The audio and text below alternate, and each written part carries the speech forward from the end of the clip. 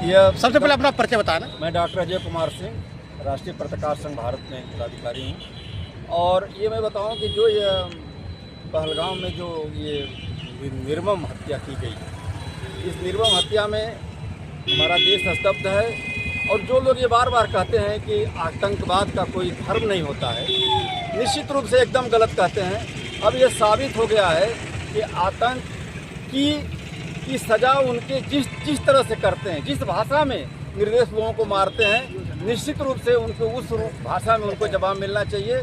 और आज जो पाकिस्तान है, जो हमारे देश को निश्चित रूप से हर तरह से तबाह करता है, चाहे आतंकी हो, चाहे ड्रग्स का हो, किसी भी मामले में, तो अभी जो निर्णय हम लोग कर रहे हैं, अभी जो चर्चा हुआ है कि आज पाकिस्तान को नक्शे से जो ख़त्म करने की बात हुई, एकदम सत्य है। और भारत की जो सरकार है वो निश्चित रूप से अपने कदम उठा रही है और जितने निर्णय लिए हैं सब स्वागत योग्य हैं। लेकिन वो निर्णय कहीं ना कहीं लगता है कि फिर यह कार्यक्रम चलता रहेगा और इतने निर्णय नाकाफ़ी हैं। हम लोगों के लिए नक्शे से भारत पाकिस्तान को ख़त्म करना चाहिए, इस तरह का निर्णय होना चाहिए सरकार को। जय हिंद, जय भारत। आखिर में वो निर्णय फेल हो रहे हैं तो इसका कारण क्या है?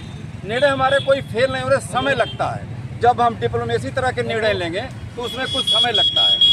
निर्णय तो वही अच्छा लगता है हमको, हम लोगों को, जो सीधे सीधे हमारी फायर हो और उसमें जो आतंकी वो मारे जाएं। लेकिन उस तरह का निर्णय अभी नहीं हो पा रहा है।